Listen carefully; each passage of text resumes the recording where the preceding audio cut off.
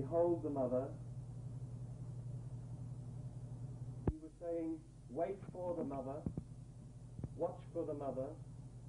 And then he went on to say, I will send you a counselor, a comforter, the Holy Spirit, who will teach you all things. Mataji has come not only to teach you all things, but to give you the experience that Christ spoke of, the experience of self-realization, of being born again. Many of you have received it already.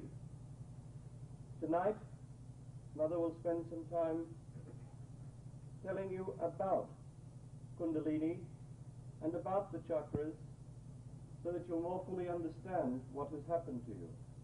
Without any further ado, again I introduce Mataji Nemala Devi.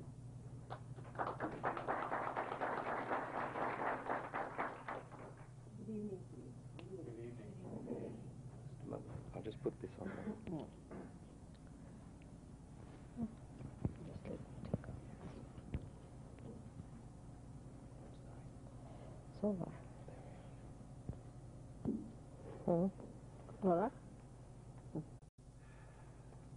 Yesterday I told you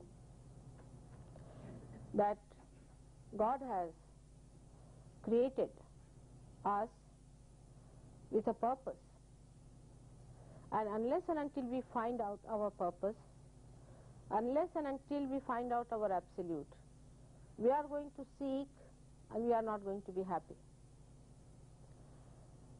He has done everything very beautifully. Now we should understand what are we really inside. Moreover, as I explained to you yesterday, that whatever I say is to be taken as a hypothesis, as a scientist who would keep his mind open and see for himself, because everything is not known to you. And whatever I say, you have to keep your mind open. You need not accept me blindly, because blind faith is of no use.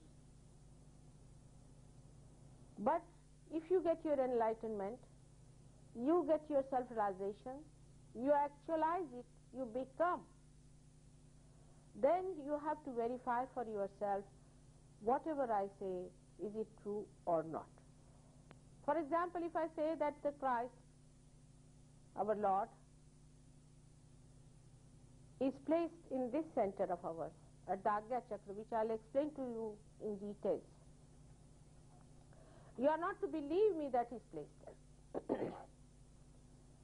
But you have to see for yourself when you get your realization, you will be able to raise the Kundalini for the peace.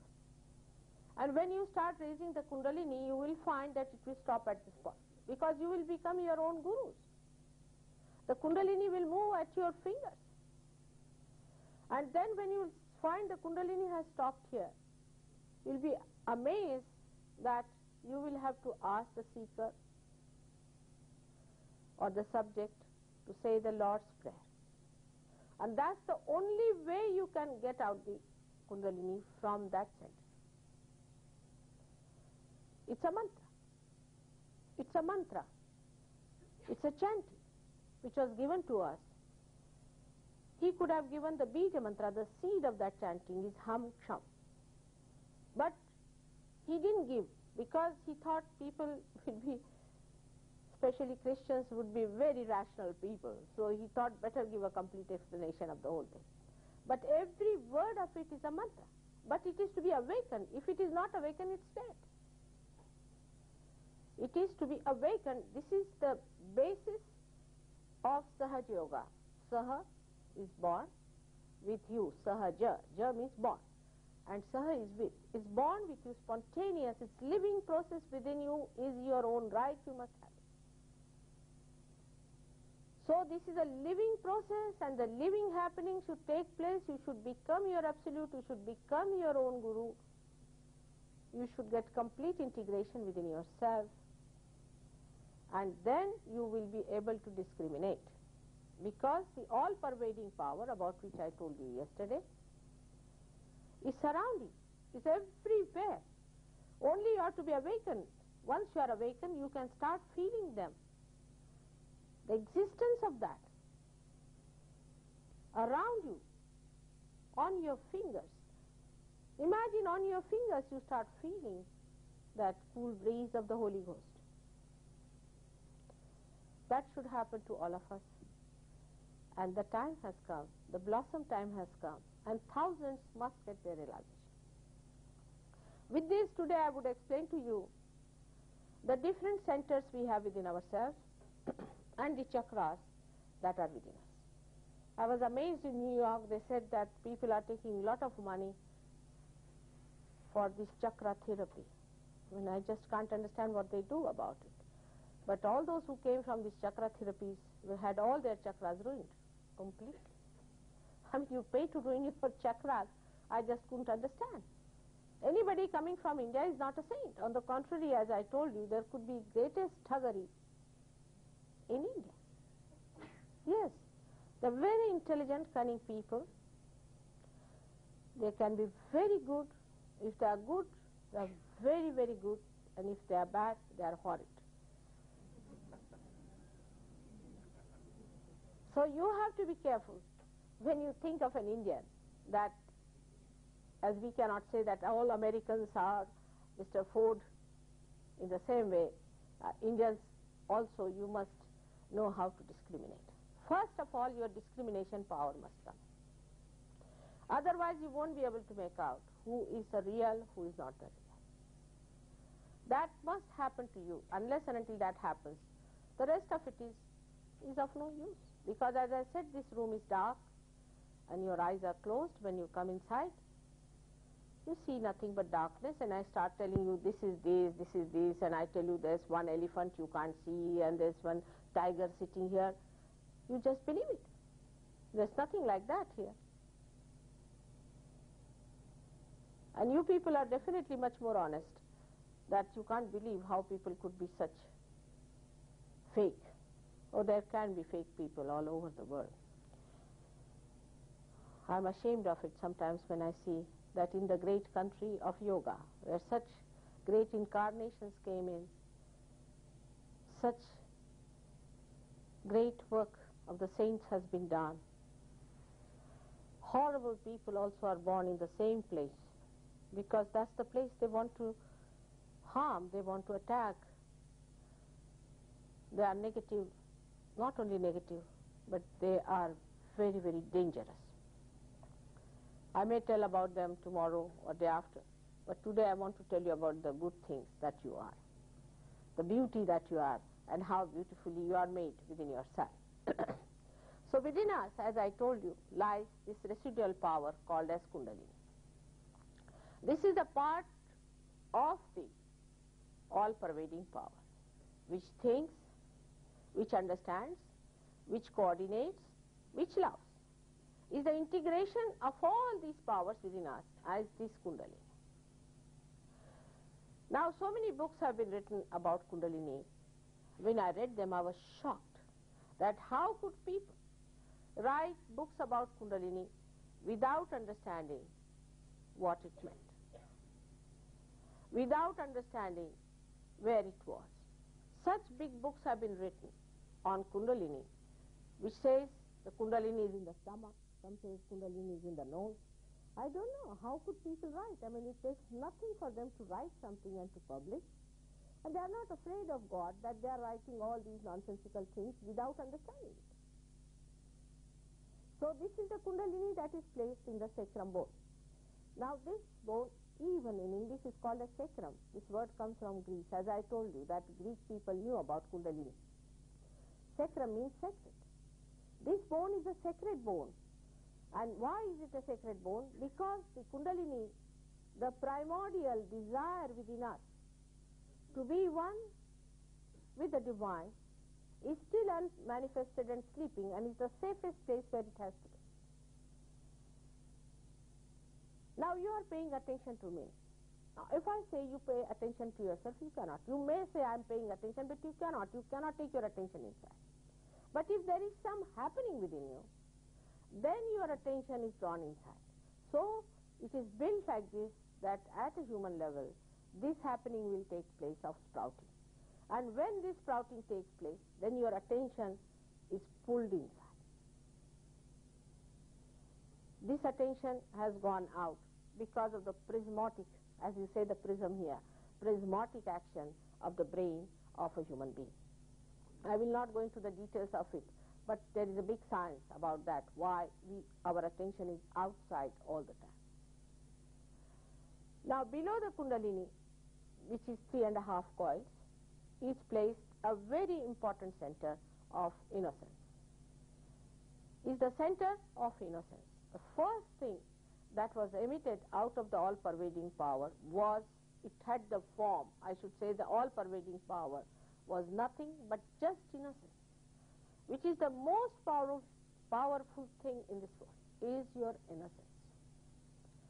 And this innocence is placed below the Kundalini and is adorned by the deity called as Sri Ganesha, who has a trunk like an elephant.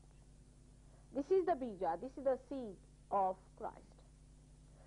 This forms the seed. And then he incarnated on this earth. This is the subtle form on this earth. As Mahavishnu is written down in the Devi Purana, or we call him as Christ. The name Christ and his name Jesus also has a very big meaning and relates to something that happened before him. Now this great incarnation of Christ came on this earth, which was nothing but innocence. Innocence itself took the form, and it was the all-pervading power itself which took the form and came on this earth. That's why this is a very important center, is the beginning. Because it is innocence, it is like a lotus. And it is placed at a point where the gate to hell are open within us. This center gives rise in the gross. Now this is a subtle center called as Muladhara Chakra. Chakra Muladhara. Muladhara means the support of the root. Now root is the Kundalini. It is the support of the root. Kundalini is the mother. And this is your innocence. This is your childhood. And that's the mother. And the mother is there to give you your realization, waiting all the time. She is your own individual mother, and she's just waiting ages together to give you the experience of self-realization, to give you your second birth. Now the last center looks after, in the gross, the pelvic plexus, which you have heard of, which has also got 4 subplexuses. This has also got 4 petals, as we call it. There are 4 petals. So this center looks after the pelvic plexus in the gross, which looks after the excretion. This center we must consider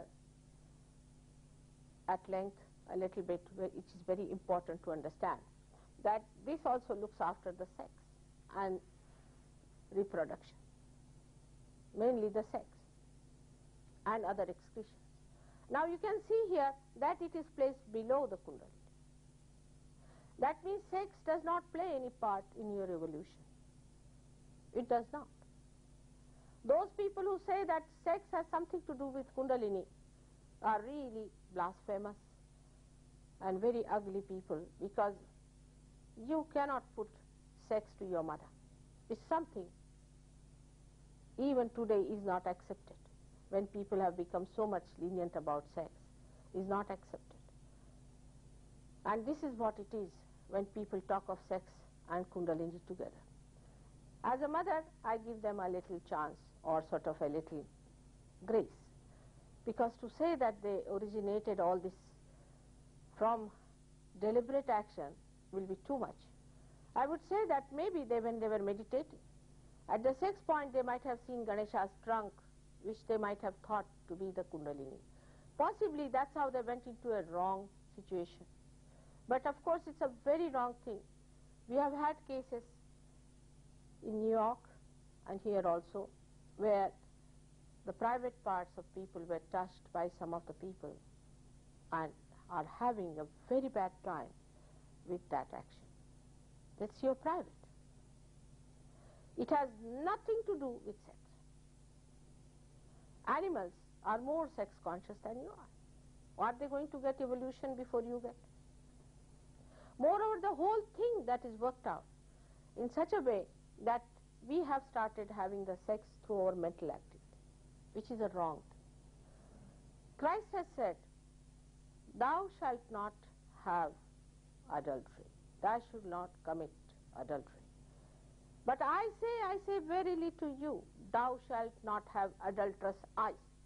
Because he knew this would happen one day, that the sex would move from there to this Swadhisthana chakra, the second chakra, by which we think. And then it will come into our thinking and our eyes will start roving around. And then actually the sex act minimizes. And it becomes a big problem. I mean, to be a sex point itself becomes an achievement for people there. It's such an absurd thing to do. And this is what is a very big confusion today in the modern times. I mean, you cannot make compromises with Christ. What he said is absolute. But unless and until you understand that sex as a married life, as a private thing, is the one that has been sanctioned for our sustenance as human beings, that has to be looked after, is to be respected, is sacred. And that's why anything else that we try to do, all kinds of perversions and these things, you won't believe that all kinds of perversions come to us because we are no more there. Mostly we get possessed. We had one boy who came to us in New York, and he told me, Mother, I'm a man, I have mustaches and everything, but I want to be like a woman. I want to be dressed up like a woman. And he talked like a woman. He said, I want to walk like a woman. I don't know what to do with myself. I'm so confused. And I cannot have any relationship with any woman because she gets confused with me also. And I don't know what is happening to me, why I want to be like this. And I could see he was possessed by a woman. He was just possessed by a woman. Simple thing as that. Very simple. It is extremely simple. And when that possession was removed, he said, I am a man again. It's so simple. In one day. He is a different man altogether today. Absolutely a different personality. And it can happen to a woman. We had somebody from Australia, and she got possessed by a man, and she started talking like that, and behavior, the whole thing, her husband got frightened, and he couldn't understand what's gone wrong with this lady. And the whole attitude, the whole beauty of a woman was lost into the style of a man, and it was so funny and odd to look at. Same thing. She came to Sahaja, and the spirit ran away. She is a beautiful woman now, extremely beautiful, and they are having a very good relationship. So when you try to do anything perverted with the sex, I do not respect it. You do not know what things are awaiting us around. So before I go to other chakras, I want to tell you about our other unknown areas which are very important to us, and then we'll go to the second chakra. As you see here, on the left hand side, this blue line is there. This blue line is our power of desire, by which we desire, by which God has, supposing this is the primordial being, because God has made you in his own image, supposing it is the image of God, then it is his desire. This power of desire gives you existence. And when this desire is over, when the spirit which is watching the drama of this body gets fed up, it disappears. Then the death comes in. This power of desire is the left side. We call it in Sanskrit as Ida Nadi, also called as the Moon Nadi, and in the Hatha Yoga is the Tha Nadi. This is the channel, is a subtle channel. But this gives rise to the gross channel, which is the left sympathetic nervous system. Now doctors don't believe that left and right sympathetic nervous systems are too different. But you will find out yourself that they are very different. This looks after our emotional side. And also beyond this lies the area which is unknown to us, is the subconscious. It is unknown to us. Whatever is unknown is not God, is not from God's area. It is an unknown area, and beyond that subconscious area lies the collective subconscious, all that has died from our creation.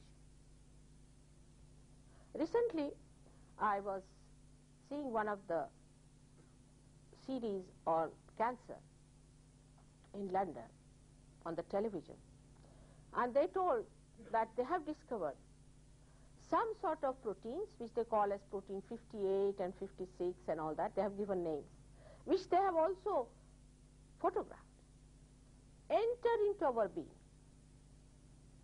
from areas which are built within us, from unknown areas. They do not know if they are known areas, which are built within us since our creation. Now I've told this about 10 years back in America before. And they trigger the happening of cancer. They trigger it. So it is from the collective subconscious this attack comes in. So if you move to the left side, you move to the collective subconscious too much. And then all kinds of things can happen to you. For example, first of all, you start getting shaking, you start hearing voices, you start feeling that you are losing your body, you are going on top of some place and seeing things, is all these spirits are doing. Now it has reached such a serious state that in Switzerland I found that many children were killed because of this action. The mother is supposing with some clairvoyant lady or somebody who is doing this spiritual work.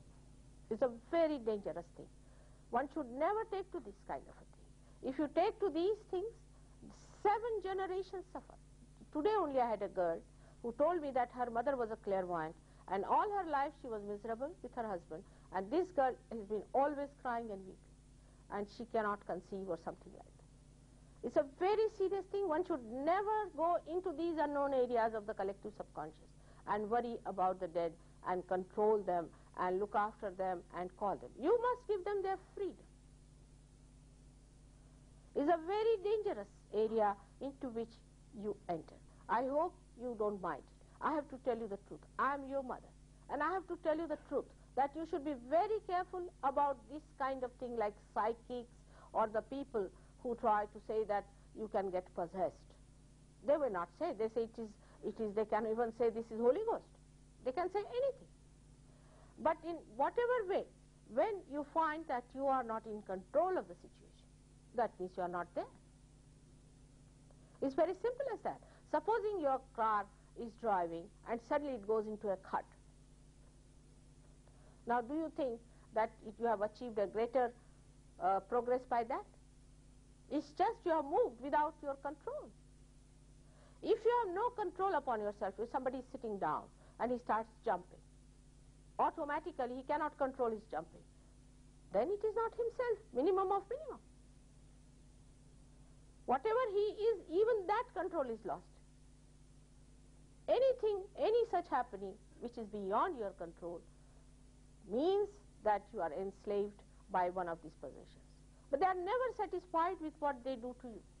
I mean, like I'll tell you one of the very startling example of this left side.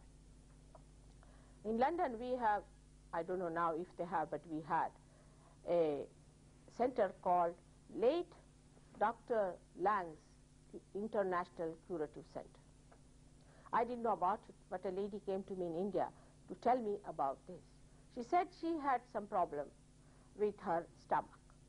And she wrote to this organization saying that please help me to get cured.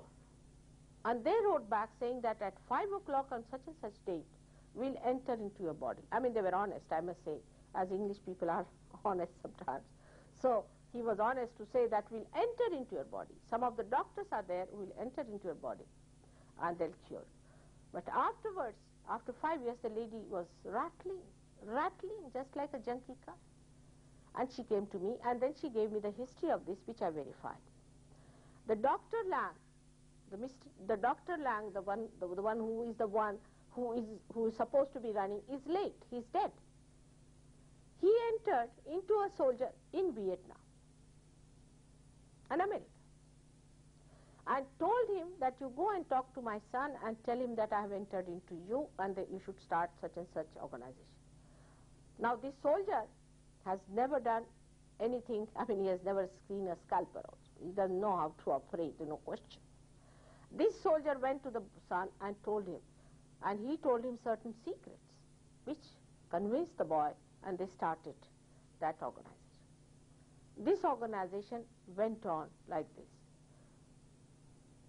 And this soldier of all the persons used to do the operation. It's called psychic operation, all sorts of things, and he had never seen anything. And he used to be possessed by this man, and he did it. But why didn't he go to his son directly? Because he knew about the dangers. And the same son will end up, I am sure, 100%. The same gentleman who is operating and the son with some trouble, which is of a very serious nature. Because never play with the fire, which is the subconscious, the collective subconscious. You have to be in the present and not in the past. Now the people who think too much about their past, what was my previous life, why should you worry? Whatever it was is better today because you can get realization today. You could not get realization even if you were the king of Egypt, what does it matter? You couldn't get your realization that day. So why worry about the past? All the time worrying about the past or playing with your emotions, you see. Like we had one gentleman who used to always cry and weep too much, and his mother sent it to me. And I asked him, what did you do all your life? He said, I was very fond of Lord Byron and I just read him. I said, all right, that's it. This Lord Byron, he led such a horrible life himself, an unholy person, and made everybody cry. You suffer, you must suffer, you must weep. Why should you suffer? The idea of a saint is that a person who is absolutely in bones, walking like a TB patient, is a saint. I mean, he's something sadistic. I can't see Christ. I was so happy to see that you showed him as a resurrection. That is his message. His resurrection is his message. Crucifixion is just a means, but resurrection is the thing. And a lanky-panky stuff walking like a saint, how can that be? Is it possible a person who is bestowed with God's blessing has to be a healthy, cheerful, and a very happy person? Has to be that. Minimum of minimum should be that. And I was happy to see even Mr. Paulson here, who was very healthy, and this thing I said, now this is a religious place, because wherever I go, I find such serious and absolutely sickly people. So the people who believe in sufferings, like the Jews, they deny Christ. Why? Because he was a Jew. It's absolutely true about human nature. If I was an American, you would not have accepted. In India, the Indian Christians, in whose community I was born, have not accepted me at all. Can you imagine? I have got Muslim disciples, Hindus, I have got Parsis and Sikhs, but hardly one or two, and maybe my family people. They have not accepted me. They didn't accept Christ. And because they didn't accept, they wouldn't accept that he suffered for us. Why should we suffer? Has he suffered less for you anyway? Has he left some for you to suffer? So, you want to suffer, all right, have Hitler and suffer. That's it, have it. If you enjoy suffering, why not? And it started like that. Actually, when Hitler came, for 11 years, you will be amazed, 11 years, these people were supposed to be suffering among themselves, you see. In France, if you go today, people are sitting outside and they are talking of their sufferings and money and other nonsensical things. They are waiting for the day. They said that in 82, in any case, we are going to be finished. Waiting for the day, discussing it very nicely. Les miserables, I call them, as they are. So, why should you suffer? I just can't understand when Christ has suffered for you. Only he is to be awakened within us. If he is awakened, he takes away all our sufferings, all our conditionings, all our so-called karmas and everything, which I will show you later on how it works out. So now we come to the left side, then to the right side. Right side is the action, the power of action, is the Surya Nadi, is the channel of the sun. When you want to enact your desire, manifest it, then you use this action power. Ichha Shakti is called as Sanskrit. Now this power works mainly through this second center, or we call it the third center. Actually it is the third because the second one is that. This center is called as Swadhisthana, and this center has got 6, you can see 6 plexuses. It's like the Star of David. Moses preached something and Jews are doing something else. Christ preached something and Christians are doing something else. Adi Shankaracharya taught something and Hindus are doing just the opposite. Muhammad taught something and they did just opposite. It's not only in religion, in every way you see how we are perverted. Like this center is used for converting the fat in your stomach for the use of your brain. Now do we realize that our brain is made of fat? Do we know all our nerves are made of fat? Now there's a general principle in this country that you should not use any butter, which is very wrong.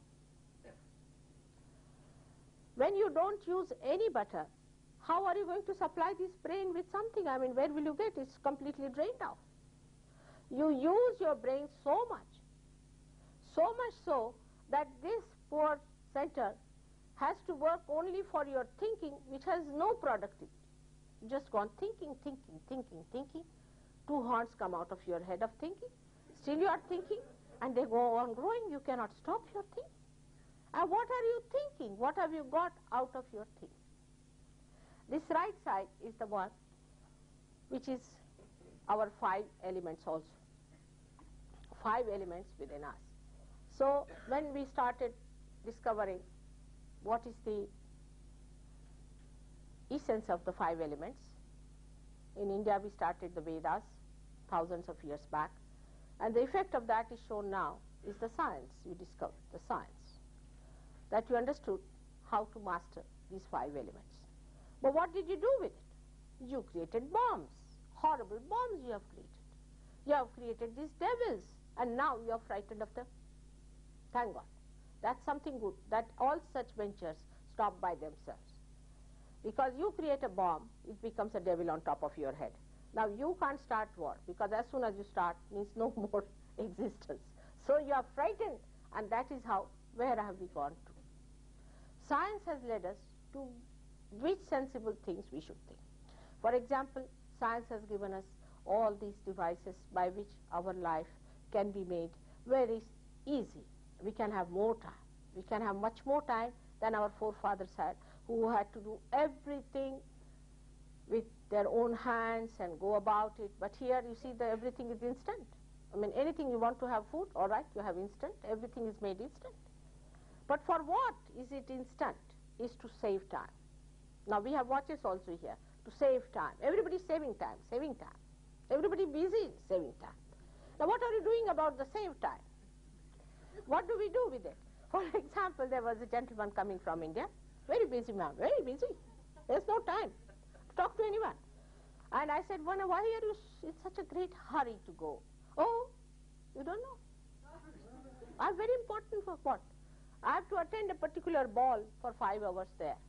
Very good. Is that the way you are going to say? And then I have to attend a race course. I have to do this, I have to do that. This is no saving of time. This is the real waste of time. Real waste of time is this way we do it. And how are we going to save our time? Time is to be saved, to be realized, to be in meditation, to enjoy the beauties of God. That's why these all things are given to us, and that's how we should look at them. But now that we have become their slaves. When we achieve something, for example, electricity is so important to New York, that one day it stopped, the whole thing stopped. So we become also slaves to these. Apart from that, now we have no time. We are so busy. I don't know I thought that here people will have more time than we have in India, because you see, if you have to travel, we have very funny trains, and we have not yet developed as you people are. Sometimes I have to go to villages in bullock carts and this and this, but people have no time. This is the trouble in this country. They have no time at all, and I don't know what constructive work they are doing for themselves. So this is what is the right side where we go wrong. But the worst thing we do is to think.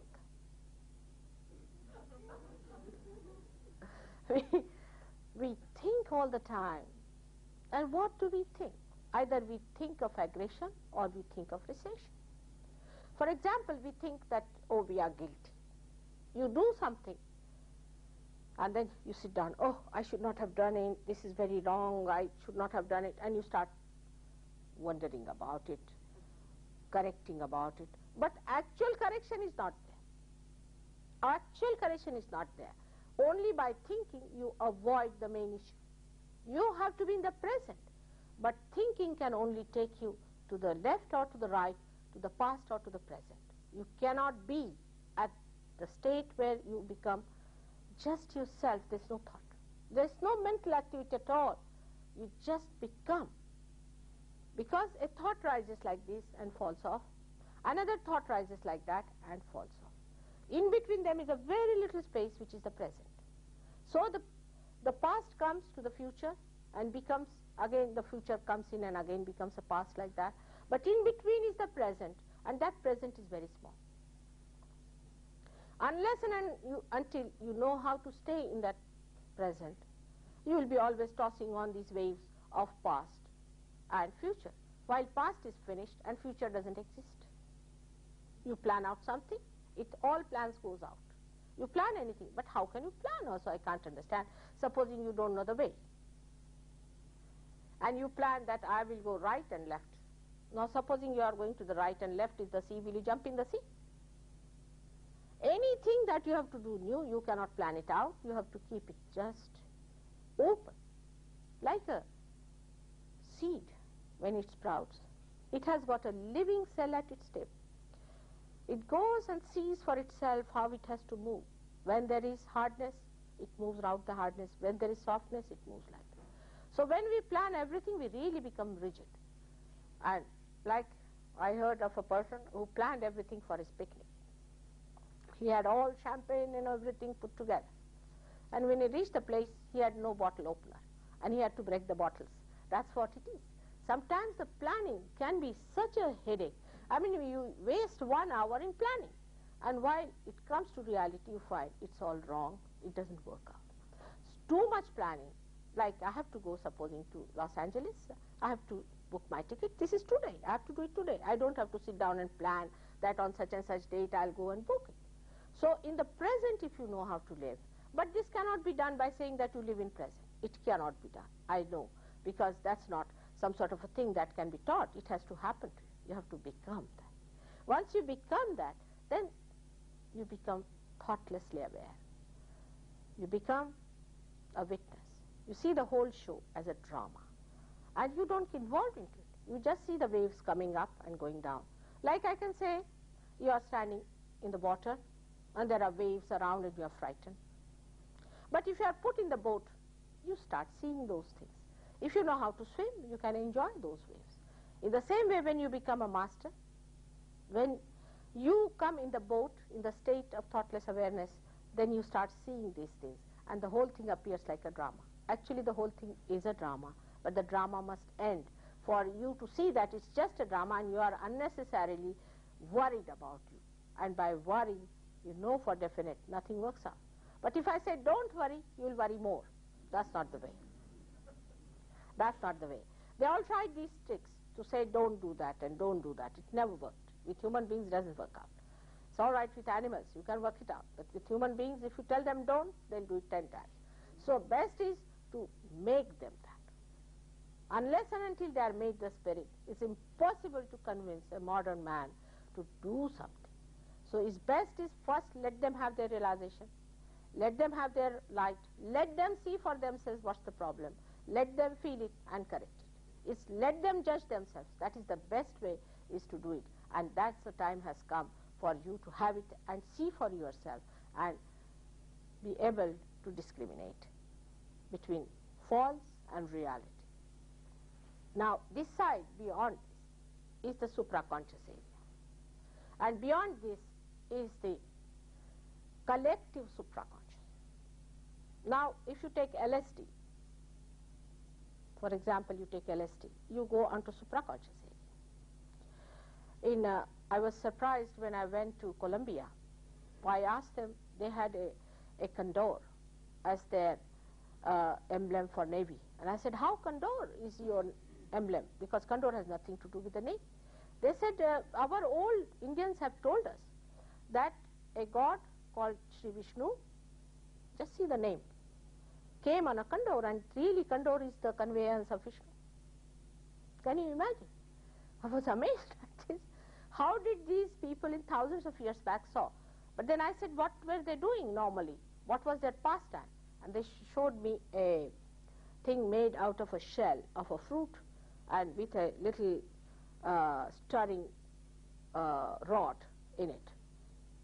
I said, what is this? They said they used to make some sort of ambrose. Oh, I see, that's it. And even today Peru is exporting that ambrose to you, which is nothing but LSD. If you take things like that, of that nature, of LSD nature, you go to the right side. You move to your supraconscious area. Means you get disintegrated. In the morning I told you that when you are integrated, you don't see any auras or anything around the person. When you are disintegrated, only then you see, because you become these 5 elements. When you are integrated, you don't see anything.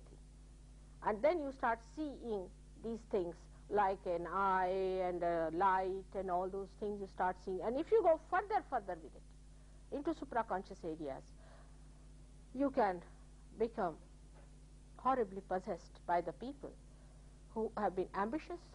Even Hitler can possess you. Hitler did that. Hitler did all supraconscious activity in Germany. How he possessed people was through supraconscious. Because in the supraconscious, collective supraconscious, there are many ambitious people who have died. Like Gauguin was an ambitious man, but he became mad. I don't know how he became mad. Normally, an ambitious man doesn't become mad. He makes everyone mad, but he doesn't become himself. But this fellow was possessed, and we saw it in the television that a man who was possessed by this Gauguin was painting just like him. I know. You see Gauguin's paintings, that you must be knowing also that in one line he puts lots of color, and he was doing it very fast. And he said, I'm possessed by Gauguin.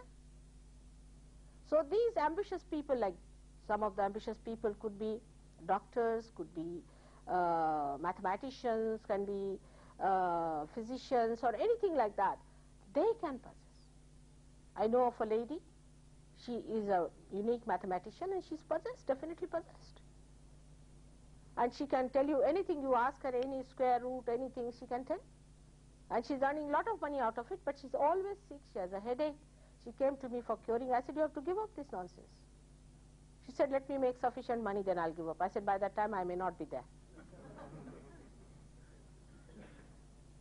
So these things can happen to you with the supraconscious activity. And this awareness of supraconscious is also very dangerous.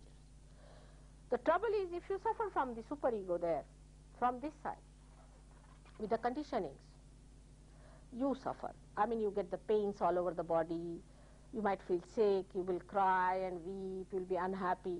It troubles you. But when you are possessed by this ego business, as it is, ego is too much. And then if you get possessed by somebody egoistical, then God save that person, and God save all the relations of us. Because such a person you cannot even talk. He's so aggressive. He's so aggressive. He will aggress all the other people. Ultimately, he himself becomes absolutely stupid fool. Many people whom we think are very successful in life really are stupid. If you look at them, they are really stupid people. Like we can say, this Kennedy's man, what was his name is, whom she married. He was a stupid fool. I have met him. I met him. He was a real fool, I tell you. I don't know how this woman married him, and she must be another stupid fool to marry. Both must be foolish. Actually, I met him very well because my husband is with the shipping, and I don't know how could she marry this old man like her grandfather. And what was the thing? Maybe the money part or whatever it was. I mean, it's so stupid. The whole thing is so stupid. And this stupidity you can see, even it grows with your age more and more, and you become more stupid. Like an 80-year-old woman writing love letters to an 18-year-old boy is stupidity, is absolute stupidity. I tell you, if you see it from wisdom point of view, one can't understand an old man who is like a great-grandfather writing a love letter to a little girl of 18 years, or an old woman who could be a great-great-great-grandmother writing to a little boy like that. It's absurd. And they are so stupid, and they talk like this, I believe in this. Of course, all the donkeys believe like that. So there's nothing new about it. But they are so staringly stupid that you are amazed, you know. Start looking at them, what's the matter with them? This is the blessing of this Mr. Ego, which exists in the head, sometimes goes up like a balloon. But you start seeing it. You start seeing it when you get your realization. I had a disciple, one of my sons, who came to me, and one day he said, Mother, I'm really frightened with one idea. I said, what is it? But you don't tell me if it is true. I said, what is it? He said, was I Napoleon in my last life? I said, what makes you think like that? Because I can see such a big ego on my head. This could be only Napoleon, and I know how to draw. These two things put together, could I have been Napoleon? But if I was, you don't tell me. Otherwise, I will commit suicide, even after realization. So it is, ego becomes then a headache to us. It becomes a headache, and we want to get rid of it. We start seeing it, and it presses you. You get a headache, and you feel it in the Agya, how it troubles you. Then it starts troubling you, not others so much as it troubles you, because you don't want to accept that you are egoistical. You start seeing it. But you don't say that you have an ego. You will come and tell me, Mother, I've got an Agya catching, and we have to clear that Agya. Nobody feels bad about it, because you are separated from yourself. You don't feel that you are hurt or insulted, because you get separated, and you see for yourself, like this sari has some sort of a black spot on it. So I see it, I take it out, and then I want to wash it. I don't want to keep it black. I'm not identified with it. So all these fixations also drop out when you get realized, because you go in the center, not on the left or to the right. Now, movement on the right actually is the blessing of this center, in the center, because the central line is the line of our evolution, is the line of sustenance, is the line by which we have become human beings. First of all, we get our sustenance. Like we can say, the gold is untarnishable. That is the sustenance of gold. We can say carbon has 4 valencies. In the same way, human beings have 10 valencies. They are in the stomach. These are the 10 sustenance described as the 10 commandments in the Bible. They all can be explained very well in Sahaja. This is the human sustenance which is around in that part, which we call as void. It's not the same void or the gap as the Zen, but this is the void. We mean the space where we exist in our evolutionary state. Now this center is the one that is presided over. This one, the second one, is presided over by the Creator, and this one is through the preserver, the one who preserves. Now there can be a problem with people who believe that there is one God. I also believe the same thing. I mean, it is true, there's only one God. But he has different aspects. God doesn't exist like, say, Rock of Gibraltar. Even Rock of Gibraltar, if you see, it has got aspects. God has aspects like a gentleman. Now, say, for example, if a gentleman is a minister here, he could be a husband, he could be a father, he could be a brother, he could be anything. So God has different aspects. And out of that, the first aspect, as I told you, of the existence, the power of existence, that does not incarnate on this earth. It does not incarnate. It just exists. It watches. It sees. And that is in the heart, which is the spirit expression of that God Almighty who is watching the spectacle of his power. Now, the other aspect of God is that he is a creator. He creates all these galaxies and all these things. Now, as I told you yesterday about the Vishuddhi Chakra. of this center, which is America, that if this center is awakened here, you don't have to have any missiles or anything. As in the Saturn, you have got a girdle around. You too have that girdle around America. And nobody can touch you. But you are to be awakened first of all. If you are awakened in that center, nobody can touch you. Russia is going to know about it. They have to know about it because they are getting into parapsychology and all these things, and they are going to get possessed about it. They have to know through their supraconscious that you are the people who are awakened. Once you are awakened, nobody can touch you because there's a girdle around you. And there are 16 subplexuses, as there are 16, you have seen there are 16 what you call them? Moons. They call them moons. 16 moons around Saturn. And you are one guided by Saturn. Saturn makes this country. Saturn has made this country. And this is the Vishuddhi chakra, which is a very important chakra about which I'll tell you later. So this center we come to of our evolution is presided by the preserver, the aspect of preservation. He is the father who looks after us. He is the one who gives us our well-being. He comes on this earth again and again in different forms. According to Indian Puranas, the Ark of Noah was saved by a fish which was a dolphin. And this dolphin fish was this aspect which incarnated. Then the second aspect came as the tortoise. Then the third as a quadruped. Like that they have described the evolution, how these incarnations had to come to break the barriers of the evolutionary ignorance. These are the people who came for the breakthrough. Ultimately, a short man was created called as Vamana. Then a very fiery big man who is called as Poseidon in Greek language. Greeks made their gods look like human beings. I mean, they never kept their purity. See, everybody was given with some quality of a human being. I don't know why they did it, but that's how they spoiled the whole game. Now, this god, the god which we can say, or the incarnation that came on this earth, was a fiery man. A man who fought the nature, who fought all the different elements. And then after that came another aspect on this earth, who was Sri Rama, is the ideal king, the king who is a benevolent king, the one who gave us the political idea about how to govern. Sri Rama. This was 8,000 years back. Then came the incarnation. After that, the incarnation came in the center here. Before Rama, this incarnation was of the goddess, of the primordial mother. She herself incarnated on this earth before Rama, because many forces which were negative were collected by the ignorance of human beings. And the seekers were very much harmed.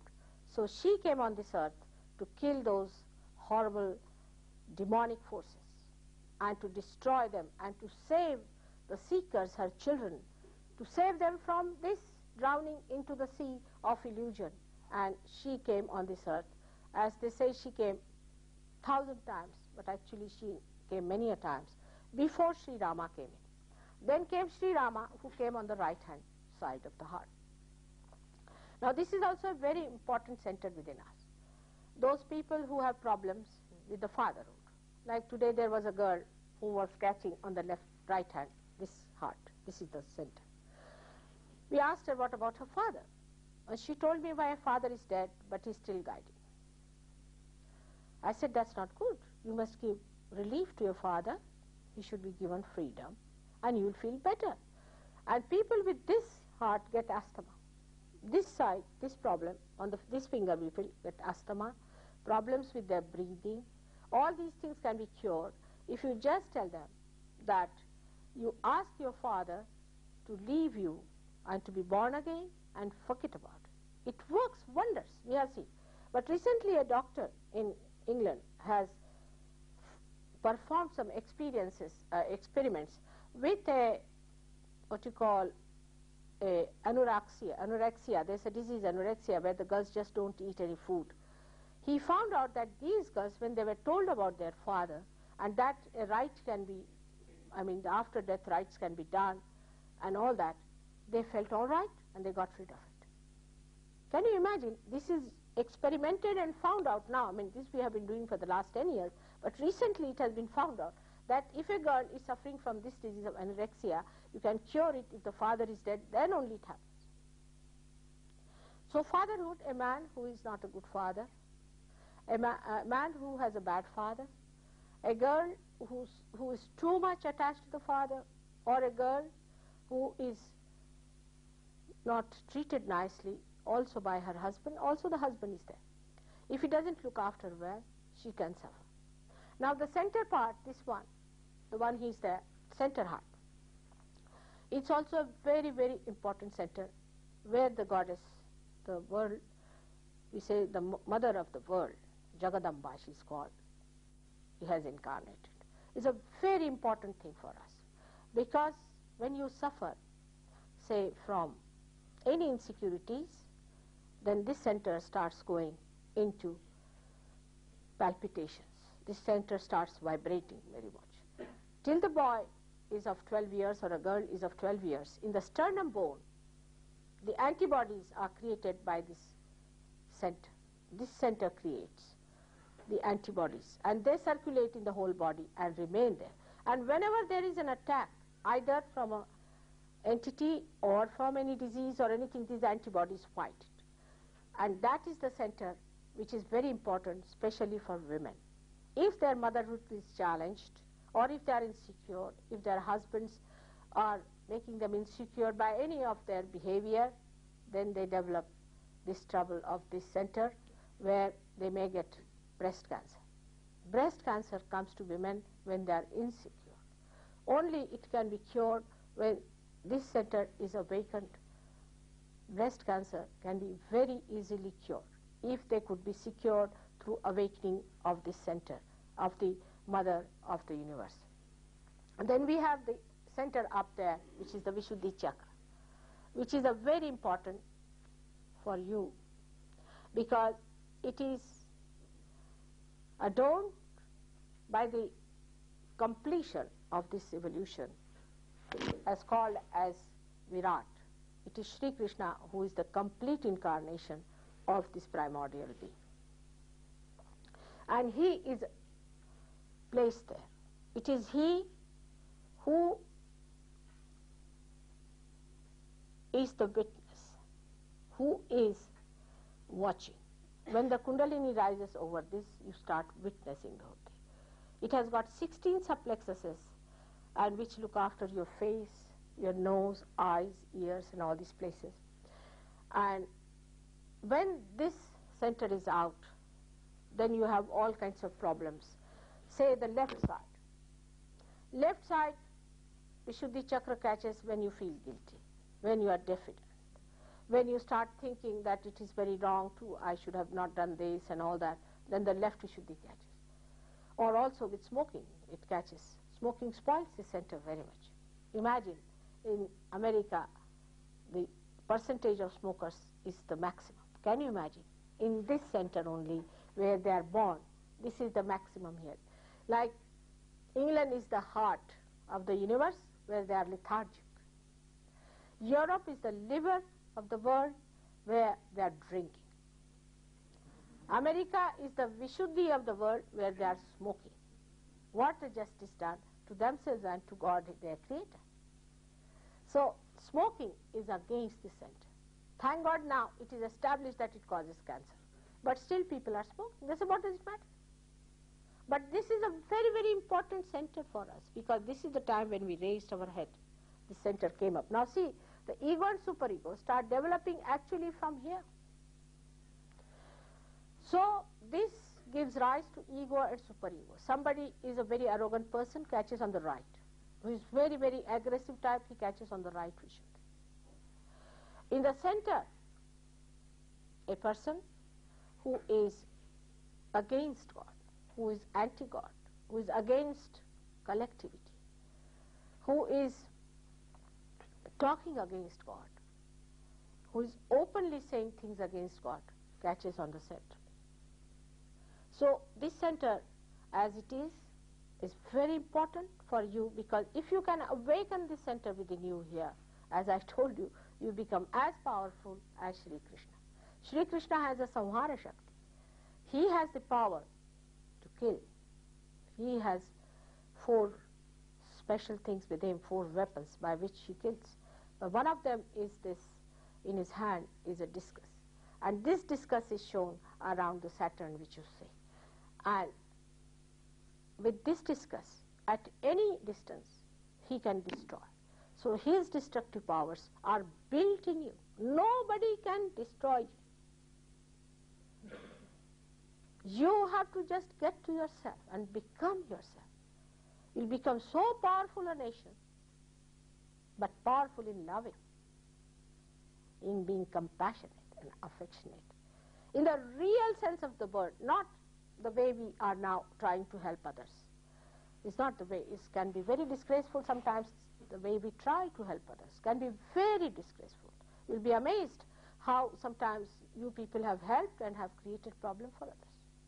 I'll give you a very simple example which is really surprising and astonishing.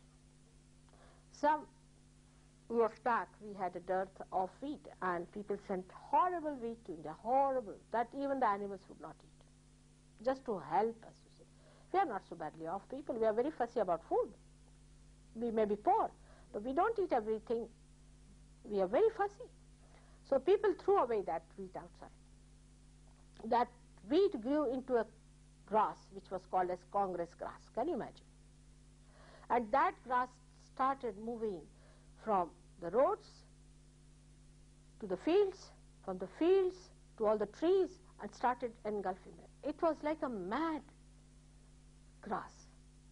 It was like a malignant grass, eating away everything that imagine, as it is we had dearth of thing and this thing came, and we didn't know what to do with it. So we tried some Sahaja Yoga tricks and it has worked, and thank God that grass is now finished. But from that, with that grass, you had sent some other seeds of acacia, and these also people threw away. Out of this came out such horrible trees of acacia that it has got thorns which are poisonous. And in the villages they have grown so big that children can't play. And if they touch that, they get very seriously ill. It's a very serious, which you have done so innocently. There's no grace about it, I think, the way it was done. And that's how we can create problem through our help to others, because what is there to help? Who is the other? If you are the collectivity, if you are Shri Krishna, then what are you helping? You are helping yourself. This is your own finger. If you help your own finger, you don't help it in a different way than you help other fingers. That means you become collective being, and you are. People like Abraham Lincoln, as I said yesterday, and great people in this country established these great ideas of liberty.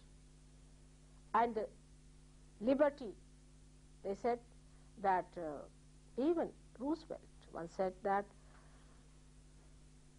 poverty anywhere is a threat to prosperity anywhere. What a great thing to say, to feel that oneness with others, that anywhere poverty is a threat to our prosperity. All this collectivity has been expressed by your great men in this country. Not only, but the sense of responsibility, because it is on your shoulders. The responsibility of making others, the self realize, is your responsibility. You are the responsible nation. You are responsible for the whole universe. Whatever things you do here, that goes outside. You took to rock and roll, people started doing rock and roll. You did anything nonsensical, that started going abroad. Anything nonsensical you do here spreads everywhere, because Americans are doing jeans, now everybody wears, even in India. Imagine in that hot country they are wearing very strong starched ones, and they get all kinds of problems with that, circulation problems, but Americans are doing, everybody is becoming American in India. That's it. In every developing country, you have put your hand, you have interest in everyone, but should be done after realization. Then you feel the pangs of others. You feel the heart. You feel the real pain of others within yourself, and you do it not because you want to do it for others, but do it because you want to save yourself out of that pain. You do it for yourself. If somebody is drowned and you try to save a person who is drowned, then you don't save him. You actually are saving yourself, because something in you is getting drowned there. And that happens to you when you become that collective being. When you become the spirit, then it happens to you. Before that, whatever you do is disgraceful. Sometimes can be harmful, can be very ugly, and sometimes it can be so grotesque that people say, all right, you keep your health to yourself, we don't want to have any more of this. I mean, you take away all the self-respect of people. So one has to understand that you stand here in this world, in this universe, as the collective being, as the representative of that collective being at this Vishuddhicha, and you have to give with your hands. For giving, this applies to your hands, and you must give. Those hands which have never given are no good. They are very insensitive hands. You must give, and that must come into you, and not giving for giving's sake, but nirvaj, as they say, without any return about it. Nothing. It's just giving, just flowing, just like the sun's rays are coming to you. They don't want anything in return, do they? Just flowing. And that should happen. If Sahaja Yoga takes to it, I hope it takes to America, that Americans accept Sahaja, that it works out. You have already got all kinds of horrible people here. I don't know how you are going to work it out, but God willing, with your determination, I'm sure. This is the first Unity Church I'm visiting, and I hope that in other Unity churches also it would be made convenient for me, and we can save other people also, and they can become realized souls, and they can become the Vishuddhi Chakras, the responsible people, men of God, those who have to become prophets, that they are responsible, that they have to make others also prophets and save so many seekers who are gathered in this great country of yours, because they know here it will happen, and that they should be enabled to enter into the kingdom of God, because the time has come for that. So we come up to Vishuddhi Chakra, and the last center chakra here is the center of Christ.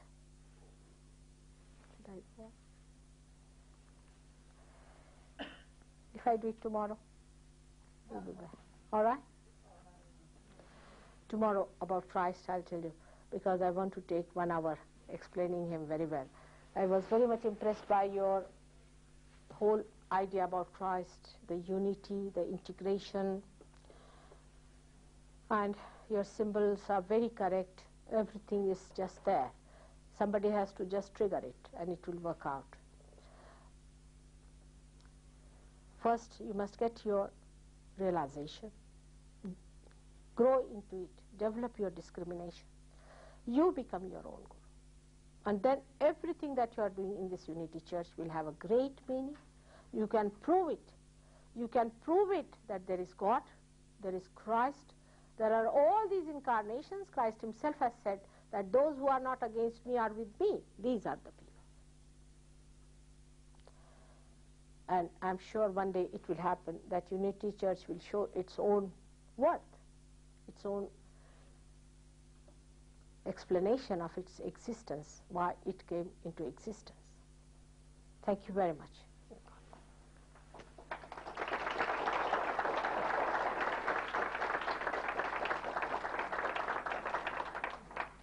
If you have any questions, you may ask, and then we'll have the session for realization.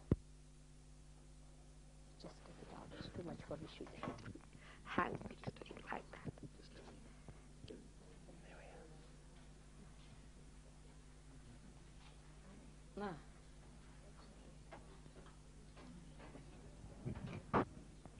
Yes. Sometimes in meditation or in chanting. Can you speak up? Sometimes in meditation and in chanting, the person will be rocking. Would you consider that a negative thing? Sometimes in meditation people will rock or move. Is this a negative thing? Absolutely. Absolutely. You should not rock. There should be no movement. The eye should be steady. There should be no movement in the eyelids. Nothing. This rocking is absolutely wrong. All these things should not happen. That's not meditation.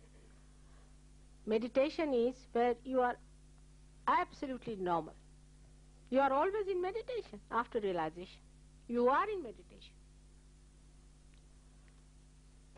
Yeah?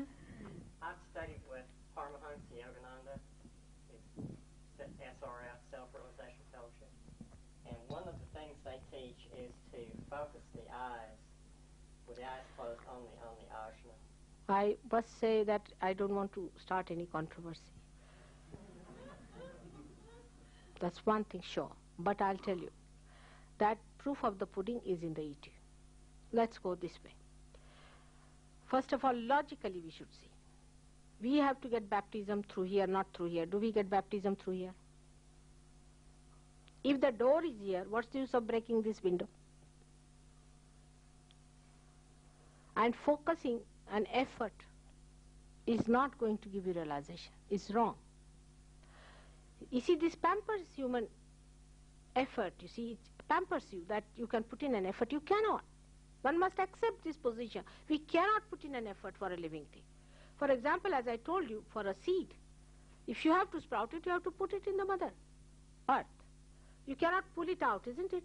Whatever you may try, you cannot pull it out and sprout. You cannot put in any effort. Any effort is wrong, is against spontaneity and living things. So no effort is needed as such.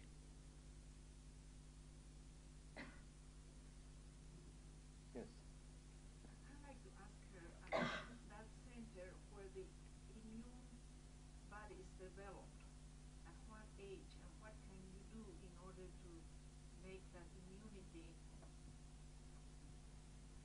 get bigger? Or She says two questions. At what age does the immune bodies start developing? And secondly, is there any way in which you can expand the capacity of the immune bodies? Of course. Of course, that is what Sahaja Yoga is. When you become the truth, all untruth falls off. That is what Sahaja Yoga is. Absolutely, that is what it is. Tomorrow I am going to tell you about Christ and about cancer, about all these immune bodies, how we fight them. That may be day after tomorrow, I don't know. But tomorrow may not be, but day after tomorrow I'll tell you how to grow into it. Absolutely. You learn how to protect. You learn how to fight. Absolutely. That is what happens. After realization, then you must learn the divine technique. Not before realization. After realization. Not before. Before it is connected, what's the use of playing with it? It has to be connected first.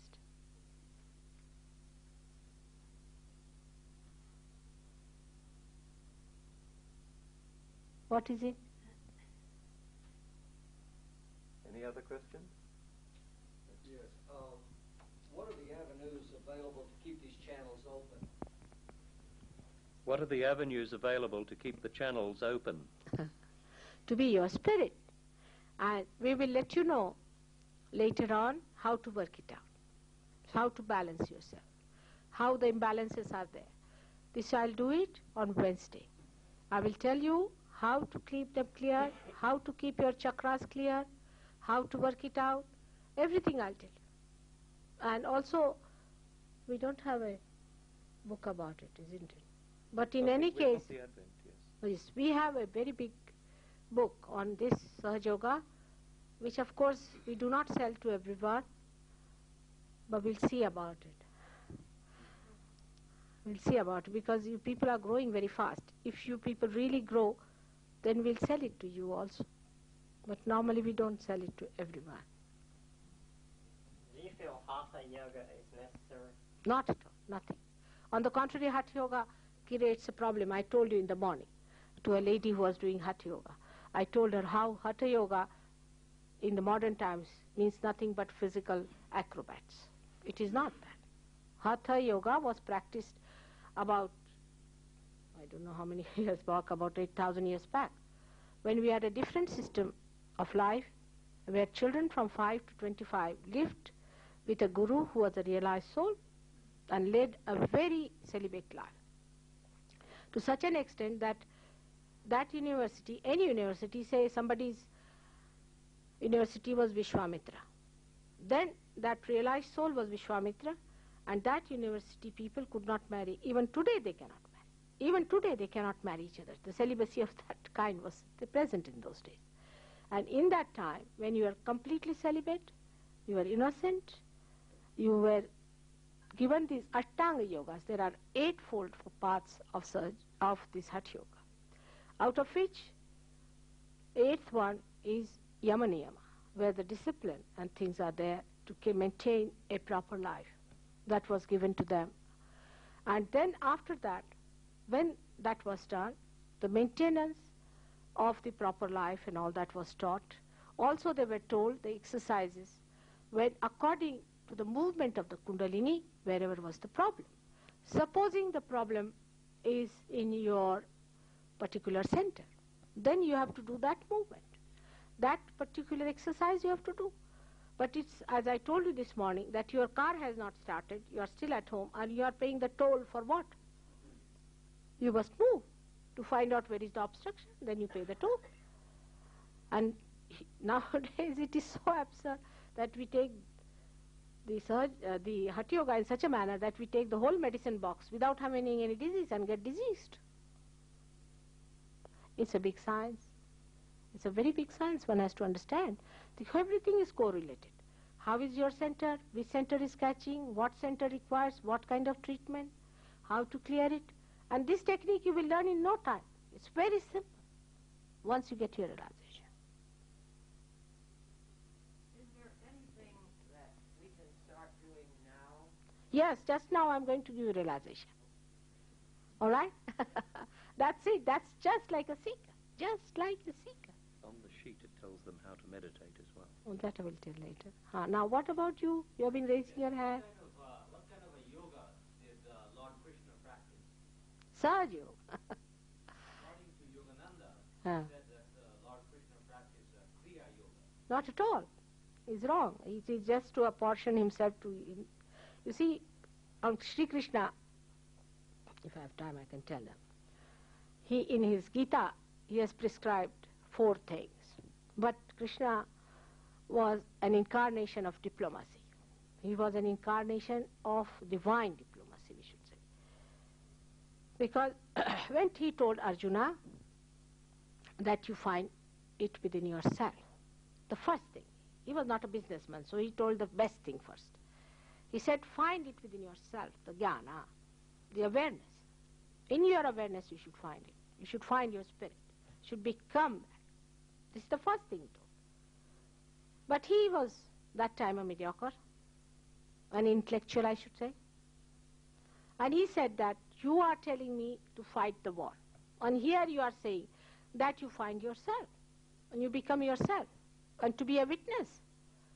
What Sri Krishna meant was that you become a witness, then the whole thing becomes a drama. But he didn't understand. He being a father, I give an analogy of a father who is telling his son that the horse is behind the cart, so put the horse in front, so the cart will move. But the son is saying that why not sitting down here, I move the cart. So he says, all right, go ahead. He says, all right, go ahead. Because if you tell them straightforward, they don't listen to you, so tell them in another way. So the diplomacy has the essence that you give absurd conditions. Such absurd conditions that people discover later on and find that it was absurd. So the absurd condition, he said, that the first thing you do is to do your karmas, do what you want to do, and put it at the lotus feet of the Lord. It's an absurd condition. You cannot do it because your ego is intact. You may believe I am serving the Lord. You may believe it. Believe is different from reality or not. because ego is there, and that's why you feel hurt. Sometimes you take the credit. Unless and until you are realized, unless and until you become a hollow personality, you never say like that. After realization, what you say?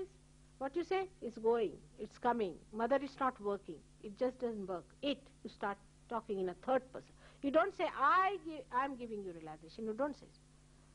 It's not working. It has worked. It has come up. What? Realization. You don't say, I. So you become an akarmi. Means like the sun shines, it doesn't say I shine. There is no karma attached. This was the first thing he said. But this absurdity people never saw. And even today people say, I am serving the Lord. But you are not even connected. How are you serving Him? That's one thing. Because there is ego, you are identified with ego, actually you are serving your ego. Unless and until you become realized, you do not serve God. This is one point, which was absurd, he told. The second point, this is Karma Yoga. The second point, he said, was that you should do Bhakti Yoga. Bhakti Yoga is that you should worship God, pray to Him. But as usual, because he was diplomacy, he put a very interesting word called Ananya. You should do Ananya Bhakti. Ananya means when there is not the other. When there is not the other. When you are not the other. When you are one with God.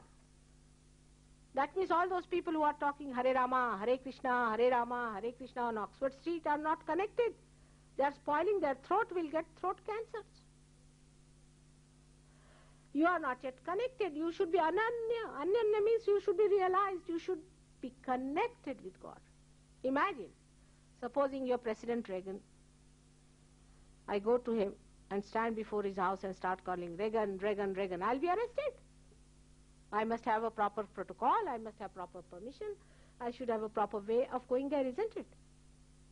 Everybody starts calling God as if he's in his pocket. God, give me a job, give me money, give me a car, give me this. I mean, imagine. You have to be connected with God. That's what he said very clearly, Ananya. But these people, these are blind people, they cannot see through. Then the third thing, he said, that it happens within you that you get these happenings. It's the Kundalini Yoga. He said that when the Kundalini starts, the Jalandhar Bandha and all these bandhas take place. When the Kundalini rises, these granthis go into a particular kind of a formation, like a car. When you start, all the engine starts moving. So he described all the engine, how it moves. That is Mr. Yogananda picked up. And he said he preached Kriya Yoga. That means if you, say, have a car which has stopped, which has not yet started, you move the wheel and you move all the machines, will it work? You cannot do it. It happens automatically. It is spontaneous happening within us. When we eat our food, how the food is digested? Automatically. In the same way, when Kundalini rises to support its rise, all these bandhas and all these kriyas take place, and khechari. Also, your tongue is pulled in. So people, they cut their tongues, put it back. Is that the way? It's absolutely artificial, it's stupid. To do like that, many people have seen. I don't know, the early ones who came of Yogananda, they had the tongues wagging like that. Imagine by doing all these things, take out your eyes, take out your nose. This is not the way. And that you suffer, you shave your heads, wear a kind of a cloth. You cannot. It's a thing that's living within you and acts in a living way. You cannot just maneuver it. Artificially, you cannot. It has to start. Like even this camera, you see, a television, anything, this has to be put to the mains. You cannot start with your finger the camera working, can you? The electricity has to be there. In the same way, energy of Kundalini has to be there to work it out. This is absurd.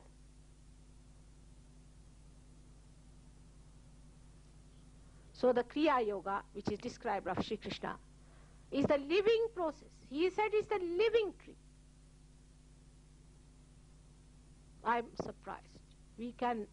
Human beings are very great, I must say, the way they may make the pie out of everyone. So all these great incarnations came on this earth. They wrote it very clearly. They said everything very clearly. It was very simple. There was nothing to be so much deluded. Of course, he used a word like ananya. You see, in any dictionary, what is the meaning of word ananya? Is when there is not the other.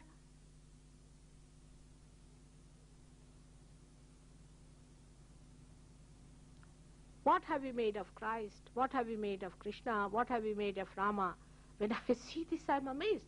But you can't make anything out of me, because you will get your realization. After that, if you try to do anything to me, you will lose your vibration straight forward. I can tell you this, man. There was a gentleman who got his realization from me, an Indian, typically. He went to New York, started his thing, and then in Los Angeles, he started a Sahaja Yoga Center. He came back to see me in Bombay. And the Sahaja Yogis told me that he's just giving us a fit. It's horrible. His vibrations are horrible. I said, I know that. You don't talk to him. So I called him. I said, what do you do? Oh, I've started a big thing there in Los Angeles and in New York and this and that. All right. Can I have a brochure? You won't believe he had written that for ordinary vibrations, $75, and for extraordinary special vibrations, $175. I said, oh God, what's this? I said, how do you do this way? He says, yes, mother, that's how we have to do after I have to live. I said, you have to live, all right. You do your work that you were doing. You were teaching something, you do that. But you cannot sell these vibrations. I didn't give you for selling. Did you buy from me? We wouldn't believe. And he was very angry. And then he went away. He said, there's a guru who is in Calicut. He's a very wonderful man. I said, you go and see him. He went and saw him. And this guru wouldn't allow him to enter into his house. He threw stones at him. He wouldn't allow him to enter even the gate. So he went back to the station. He was sitting down there. Then somebody met him from the guru. He said that guru was saying that he went and insulted mother, and how does he come to be here? I'll not see his face. Then he sat there for 3 days and he was allowed to go, and then guru sent a very good poem about me in Sanskrit language, which he read it out to me. But the fellow is just the same still. He's not changed. It's just the same. Now, he has no vibrations. He's not a Sahaja Yogi. He has nothing to do, but he has an ashram. He's making money out of it. Of course, we have withdrawn our photographs and everything, but he's just the same. What am I to do? He's now making them stand on their heads and do all kinds of things. And he has more people than you are here. That's the best part of it. People are more attracted to these things than to reality. It's very true. When I came last time to America, there was a lady. I told her that your guru was believing in all miracles and you better not start it. She said, no. I want the ultimate, I want the parama, I'm not going to go into it. I said, all right. Promise me. She said, yes. But then she started getting some sort of a rice falling from her hand and all that. And then she started doing her things, you see. She called people, told them even the name of the horses which are going to win. All sorts of things. And you won't believe, when I went back to America, to my most embarrassed condition, I found that she had 3,000 disciples falling at her feet. And she was absolutely possessed. She came to me and I told her, what are you doing? She said, Mother, this is the powers you have given me. I said, I've never given you these powers to beat people and tell them about horses. This is absurd. She said, but this is happening to me. I said, all supraconscious, all nonsense. She wouldn't listen. I said, all right, tell this gentleman about his future. She told him something. It's all wrong. It's not true. I said, tell this lady. She couldn't tell. She said, Mother, have you taken away my powers? I said, if they were your powers, I would have garlanded, I would have worshipped you. But they are not yours. They have gone, finished. But she would not give up. You see, popularity. She was on with it. Now, only thing is, she's in a lunatic asylum. So all these things they do. They know how to make these things. They are so superficial. They don't know what injury is that way, to themselves and to others.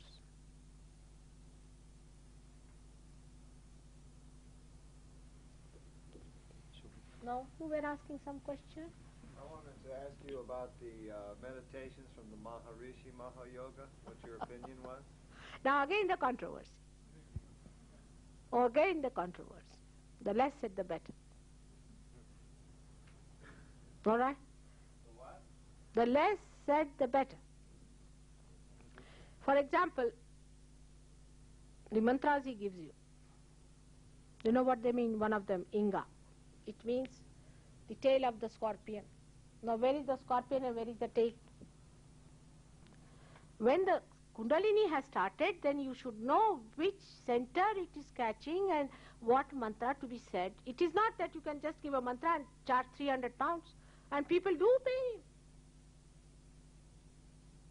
And this flying squad that he has started, the head of that flying squad, here he is. He's sitting down here, he will tell you. The head of that, where he went and learned from him, flying so-called. He suffered from epilepsy, his wife suffered from epilepsy, his daughter suffered from epilepsy, and they came to me. And they wrote to him about me. In that miserable condition. He was the head, he was going to teach them flying. I told him, why don't you ask your guru to go on this leaning tower of Pisa and make him fly? And you pay him some money for that. It will be a good idea. They paid 3,000 pounds for flying. You are not going to become birds now, are you?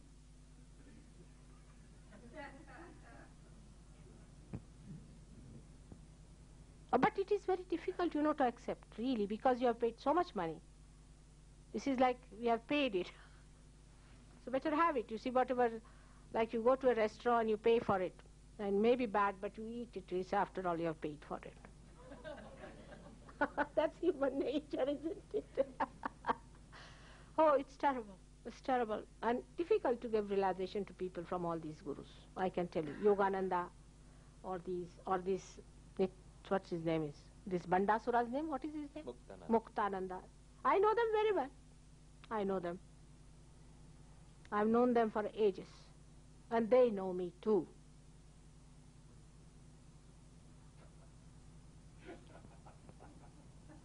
Yes. Are there other sources where you can reach your realization other than through you? Are there other sources where you can reach your realization other than through you? Through me, it's not a question of through me or anything. It's through your Kundalini. Is your Kundalini within? And is someone else that can guide you? Or? I don't know. I haven't seen many. I wish somebody could. Like, you see, people are very much hurt to see that I'm doing it. I said, Baba, you do it. I'll be very happy to retire. Really. They said, why you, mother? I said, really, I don't know why I was chosen for this. It's a thankless job. You must have tremendous patience, I tell you. The day I retire, my husband will pay you for that. I can assure you. He's telling me that you are trying to put patches to the heavens which are falling. He doesn't believe that I can do it. It's a thankless job. Absolutely a thankless job. But what to do?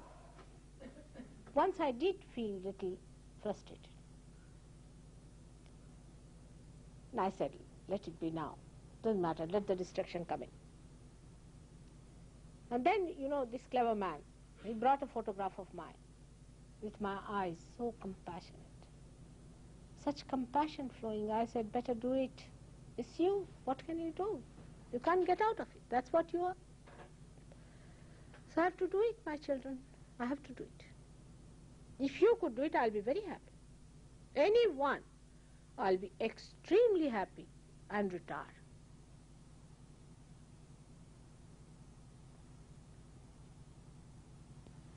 other Sahaja yogis can. Of course. Other Sahaja yogis can give you realization. For example, Warren himself has given realization to I don't know how many thousand. But I have known of a person who has given realization to more than 10,000 people in India. Yes. Yes, yes. You can give realization. You can give it. All right? Is the lotus position any special advantage over sitting normally? Well, Is the lotus position any special advantage? not in Sahaja Yoga. Not in Sahaja Yoga. You see, now God has decided to give you in any position you sit. He has to save his creation. Many people can't even sit on the ground. So they are not to be forced now. Whatever position you have, you are all right. You drink, all right. You take drugs, all right. You are a thief, all right. Any kind, come along. Once you get realization, these things will drop out. This is the trick. Better come along and have it. There's no position required, nothing required. Only the desire to be the spirit, that's all. They want it. Now they want it, that's all. So, that's all. That's the best way, all right? Now those who got it yesterday are here, some of them. And those who have come for the first time are also here.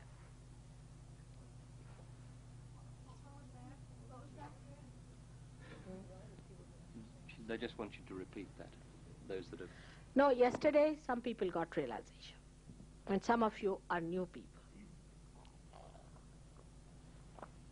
We'll have to later on see them. Those who are new and those who got realization, especially yesterday, I would like to meet them. Because yesterday I could meet them. So I would like to meet them, and those who are new also, we'll see if we can work it out. Now, if you can put your both the hands towards me and put your feet on the ground with your shoes behind you. This thing.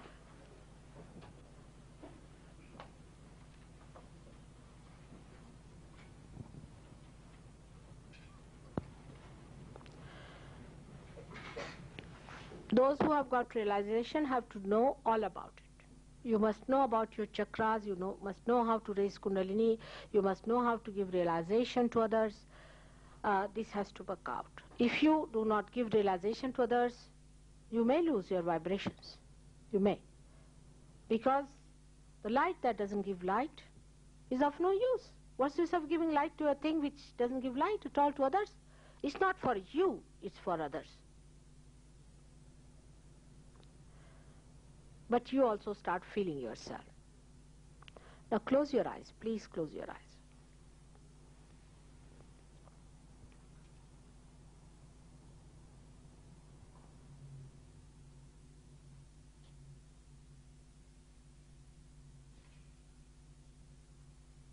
Are you better today? Is this what is better? No, he's still getting it intermittently.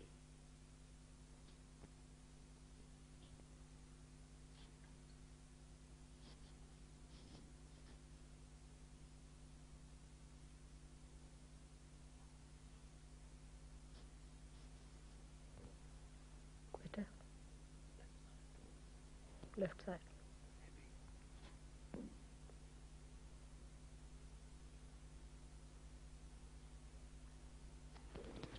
Put your right hand on your heart. Keep your eyes shut and left hand towards me. Like this, as if for asking. Now close your eyes. Don't open your eyes. Please don't open your eyes.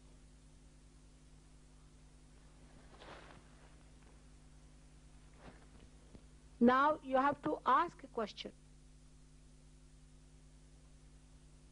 Mother, am I the spirit? Ask in your heart.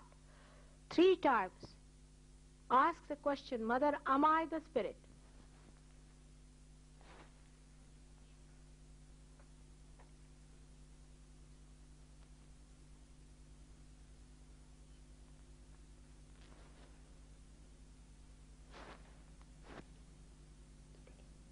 Better.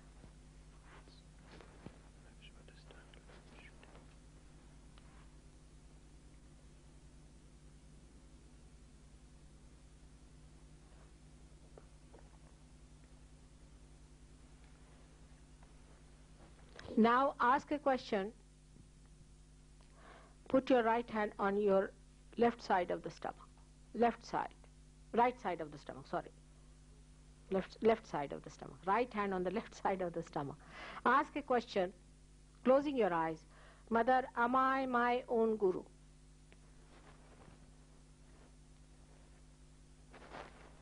Right. Left side of the stomach. Mother, am I my own guru? Ask a question. Ask 3 times.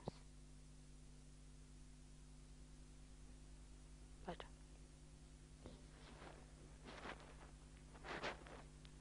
Ask 10 times is better. Put both the feet on the ground, touching properly on the ground. The sole should touch the ground. It's all right. You are all right. Ask a question, Mother, am I my own guru? No, it's all right. If you are sitting on the ground, it's all right. You can sit properly, yes. It's all right. You are sitting all right. If you are sitting on the ground, it's different.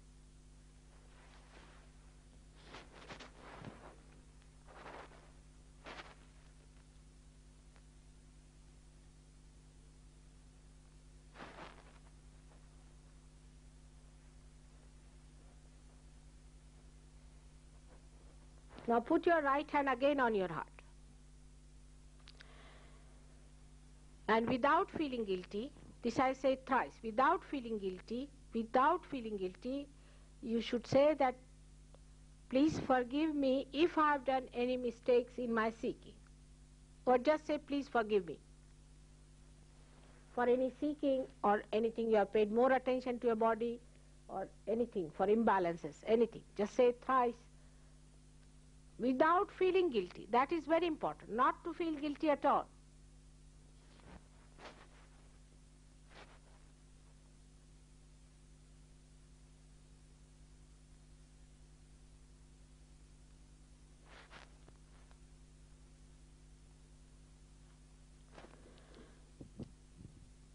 Better? Now put both the hands towards me. Both the hands. And just please say, Mother, make me my own guru. Say it thrice.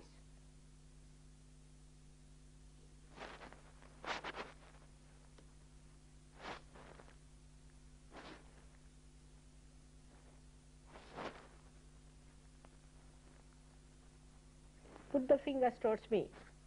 Not towards yourself, but towards me. All right. Good. Now you are balanced. Now you say, Mother, please give me my realization. Is your right to have it. This is your bank account. You have to just cash it.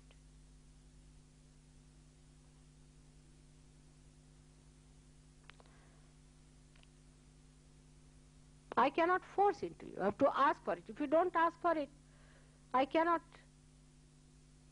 surpass your freedom to ask for it. You have to ask for it. If you don't ask for it, it won't work.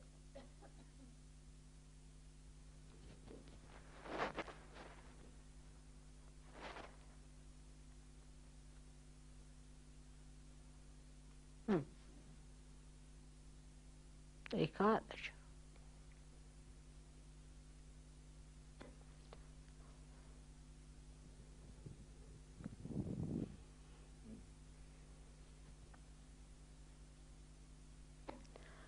Now as we are in Vishuddhi Chakra, we have to say, Mother, am I the part and parcel of the whole? Am I the part and parcel of the whole? Or am I the part and parcel of the collective being? Ask a question.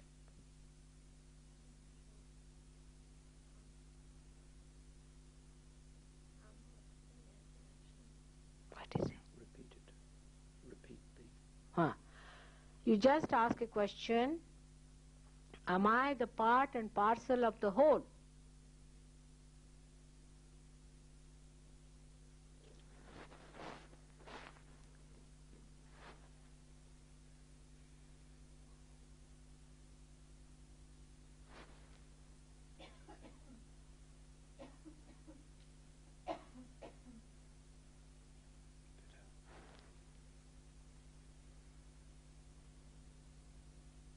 keep your eyes shut. Otherwise the Kundalini won't rise above the Agya.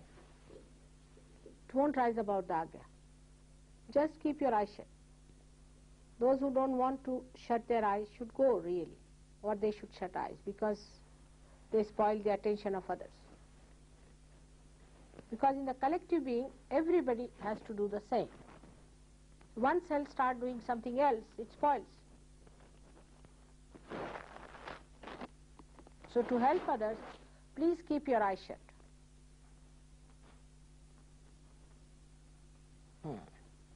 No better.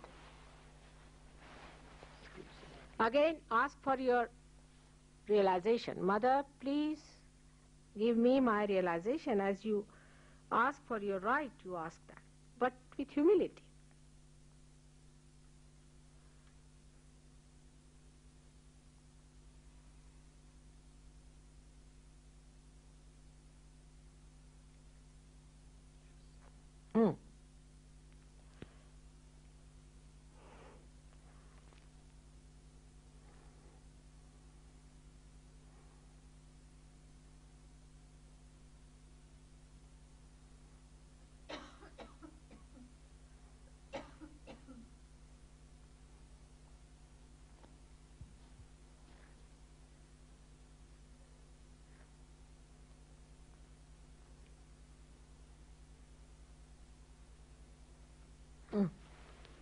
That I can.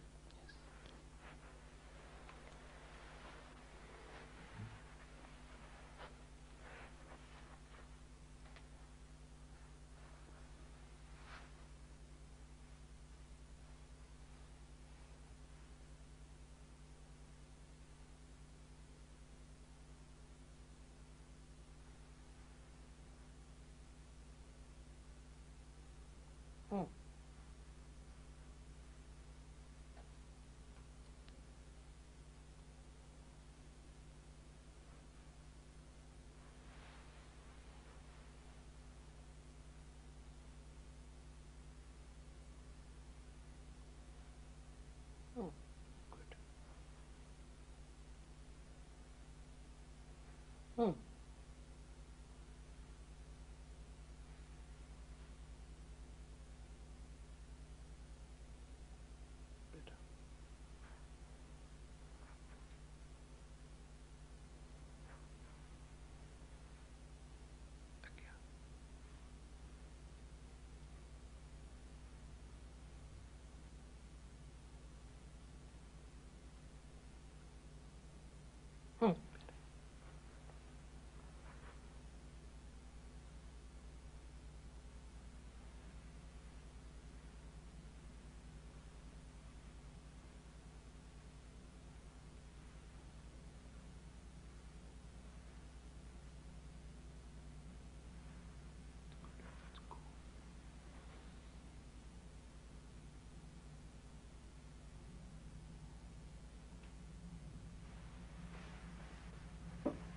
Now you may raise your right hand on your head and see if there's a cool breeze.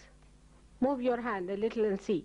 It's like a little draft. There's no air conditioning on.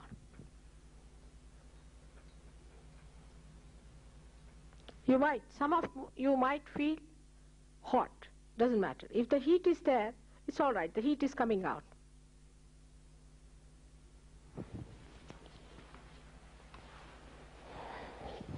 Now, you put your hands towards me again and see if you are getting in your hand. Today I spoke about the Vishuddhi, so must work out.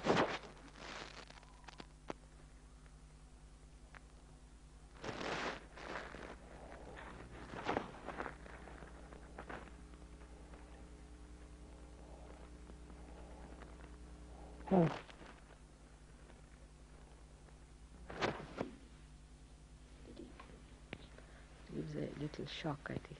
Does it? Maybe at this point.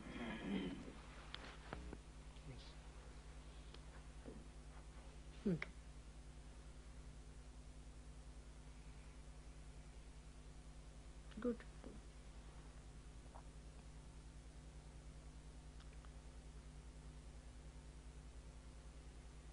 If you are not feeling in your hands, you will feel in your head. Again, see if it is there.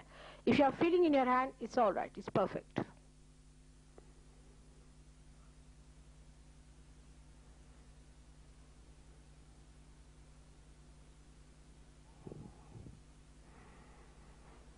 Now those who are not feeling at all, you have to come on the stage. But now I'll go round and see the people who are sitting, and individually I'll attend to them. Tomorrow morning, are we going to have? No. Television. I'm sorry, tomorrow morning we'll not have a workshop, but Wednesday morning we'll have a workshop here. But evening we can have a program. And there I will tell you about Christ and about the last chakra, which is the Sahasrara. Mother would like to meet all those who've gained their realization. So those that are feeling it in the hands or above your head, just stay quietly in meditation with your hands resting. Those that haven't felt it, very quietly just come up onto the stage, please. And we'll work it out on them. People will help you. Please come. We want to help, so Yes, by all means come out if you haven't felt it. Not delay. You see, today some people may not get it, they'll get it tomorrow. So it is something you must have. All of you must get it. Work it out. We have to work, not you. Get it. It's very good. You didn't feel yesterday? Yesterday you did not feel? No? It's still getting a lot of heat. Still heat, eh? That's from your right heart. Because there's smoke. You see? Left hand on your right heart. That should left on the right hand, yeah. Are you feeling heat? My hands are sweating. That's it. That's very true with this Yogananda. Now you just say, Mother, make me my own guru. You just say that, all right? It will work out. Then you place this photograph towards these people. All of them can sit here. You can work it out on them. But I would like to meet people who have got realization. Just sit down here. Can you remove my seat from here and let them sit? All right, and put a light there. Yeah.